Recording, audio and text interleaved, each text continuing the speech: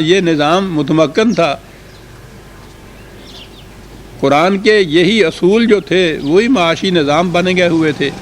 اب اس میں یہ چونکہ خدائے خبیر و علیم کی طرف سے نازل کردہ وحی تھی، اس میں تو قیامت تک کے حالات خدا کی آنکھوں کے سامنے تھے، جیسا کہ ہم کہا جاتا ہے کہ علم میں تھے۔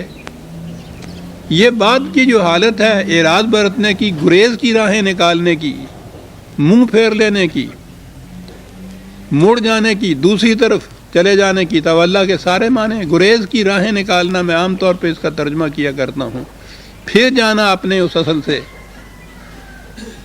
اس کا ذکر ساتھ ہی کر دیا کہ آؤ تمہیں بتائیں کہ پھر یہ کس طرح سے پھر جاتے ہیں اس نظام سے۔ افرأیت الذی تولا، غور کیا تم نے ان کی حالت پر بھی کہ جو اس نظام کے قائم ہونے کے بعد پھر اس سے پھر گئے؟ وہ پھر جانے کی کون سی مثال دی، کون سی بات بتائی جس سے پتہ چل گیا یا چل جائے کہ یہ اس نظام کے اوپر نہیں رہے، اس سے پھر گئے ہیں؟ وہاں تو یہ تھا کہ یوتی مالہ، جس نے اپنا مال دے دیا دوسروں کی پرورش کے لیے، اب اس نظام سے پھر جانے والے کیا صورت ہے ان کی؟ آتا قلیلا و اکدا، وہاں تھا پورے کا پورا اپنا سارا مال دوسروں کی ضرورتوں کے لیے دے دیا، پھر گئے اس نظام سے تو کیا کیا؟ اب یہ نہیں ہے کہ یہ کہہ دیا کہ ہم نہیں مانتے قرآن کو، ہم نہیں مانتے اسلام کو، یہ کہنے کی تو ضرورت نہیں ہو سکتی۔ کہا تو یہی کہ ہم اسلام پہ قائم ہیں۔ ایک اسلام نیا ایجاد کیا، اس اسلام میں کیا کیا کہ اس مال و دولت میں سے تھوڑا سا دے دیا،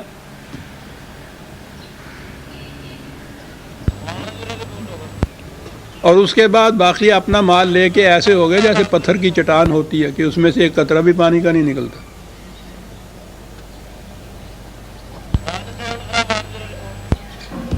غور کیجئے گا عزیزان منو، ایک آیت میں ساری بات کہا جاتا ہے کہ کہا تو یہ تھا کہ یوتی مالہ، نظام یہ ہے کہ تمہاری ضروریات کی ذمہ داری مملکت نے لے لی، تمہیں اس کی پریشانی نہیں ہے، تم محنت کرو اور جو کچھ اس سے پیدا ہوتا ہے انسانیت کی منفعت کے لیے اس کے کھلا رکھو۔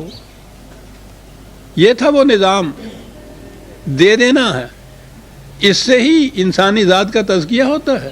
یہ ہوتا تھا، یہ ہوا، یہ نظام قائم ہوا۔ یہ تو اللہ بتا رہا ہے، قرآن بتا رہا ہے کہ اس نظام قائم ہونے کے بعد اس سے پھر جانے والے کون سے لوگ؟ پھر کیا ہوا؟ اس سے پھر گئے۔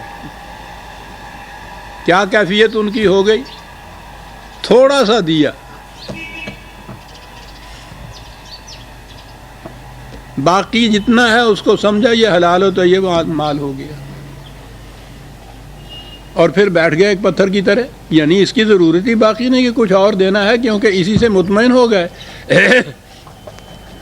کہ دین کا منشا پورا ہو گیا۔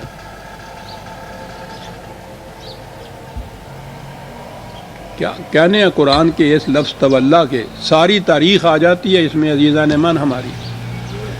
پھر گئے اس نظام سے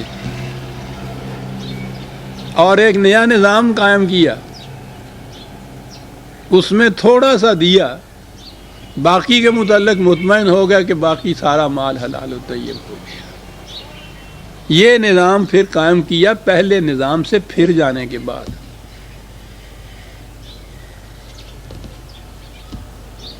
اب آپ غور کیجئے کہ یہی نظام نہیں ہمارے ہاں چلا آ رہا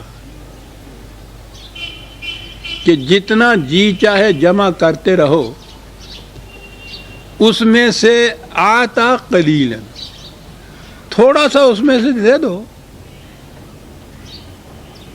کچھ فیصد، 2.5 صحیح، آتا قلیلا، وہ تھا کہ وہ سارے کا سارا ينفقونها،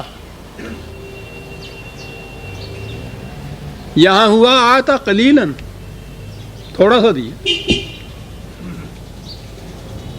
یہ ہے تولا۔ آپ کو یاد ہو یا نہ بھی ہو تو پھر بار بار دہرانا پڑتا ہے. آپ کو معلوم ہے کہ یہ بے حد و نہایت مال و دولت کا جمع کرنا، انبار در انبار لگانا اور اس میں سے اتنا سا دینا، یہ کیسے آیا اسلام کے اندر؟ یہ سارا اسلام جو بنا ہوا ہے یہ تو آپ کے دور ملوکیت کا ہے. ملوکیت آئی تو بنیاد چلی گئی اسلام کی، اس کے ساتھ ہی سرمایہ داری آئی کہ اس کے بغیر قائم ہی نہیں رہ سکتی ملوکیت. اور چونکہ عوام جمہور اسلام پسند تھے، ان کے علی الرغم کوئی ایسی بات نہیں کی جا سکتی تھی جسے وہ سمجھیں کہ اسلام کے خلاف ہو رہا. اسلام کو ہی ایسا بنا دیا جو ان کی منشا کے مطابق ہو اور جمہور مطمئن ہو جائیں کہ اسلامی ہو، جو کچھ ہو رہا ہے یہ اسلامی ہے.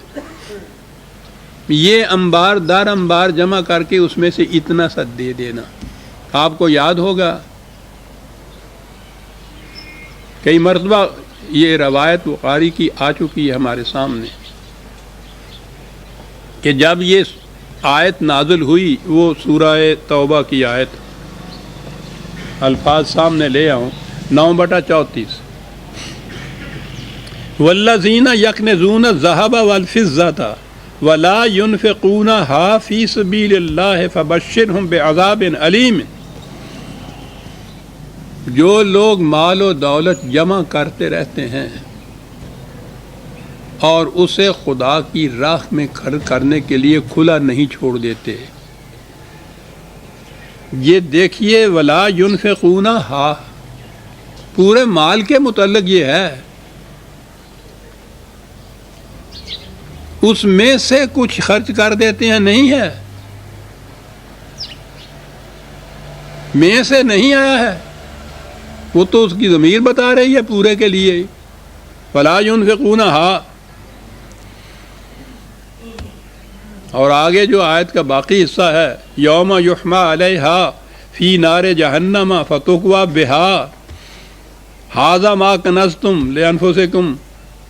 یہ سارے کے سارے اس مال و دولت کے متعلق چلا آ رہا ہے کہ وہ جمع کرتے ہیں، اپنی ذات کے لیے رکھتے ہیں اور اس کو نوع انسانی کی منفعت کے لیے کھلا نہیں چھوڑتے.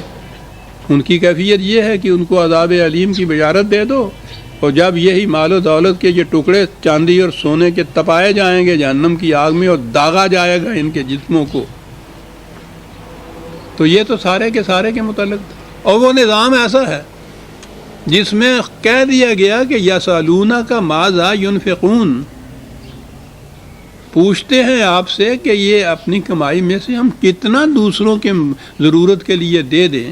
کہا قل العفو، جتنا تمہاری اپنے ضرورت سے زائد ہے وہ سب کا سب تمہاری ضرورت پوری ہو رہی ہے مملکت کی طرف سے، تو تم نے رکھنا کاہے کے لیے ہے؟ پورے کا پورا یہ نظام تھا.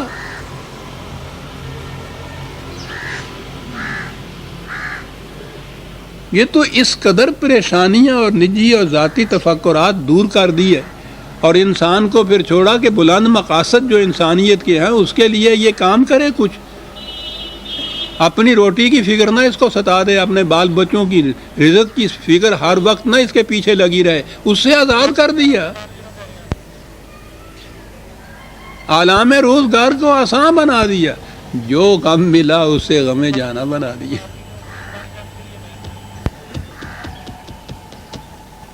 کہا کاہے کے لیے رکھنا. تو یہ قرآن کی آیت، ادھر یہ کہ پوچھتے ہیں کہ کتنا دینا ہے ہم نے، انہوں نے کہا کہ اپنی ضرورت سے زائد جتنا بھی ہے سارا دوسروں کے لیے. جمع کاہے کے لیے کرنا ہے؟ یہ جمع رکھنا جو ہے مال کا، یہ اسلام کے بنیادی معاشی نظام کے خلاف تھا. اب اس روایت کی طرف آئیے. اس آیت کی شان نزول، یہ ایک لفظ آپ کے یہاں آیا کرتا ہے شان نزول جو ہے، اور اس کے بعد اس نزول کے بعد کی آیت کہ جب یہ آیت نازل ہوئی تو صحابہ میں بڑا اضطراب پیدا ہوا. معاذ اللہ، خدا کی طرف سے آیت نازل ہو اور ان میں اس کی وجہ سے بڑا اضطراب پیدا ہو جائے. جن کے لیے قرآن نے سرٹیفکیٹ دیا ہے رضی اللہ عنہ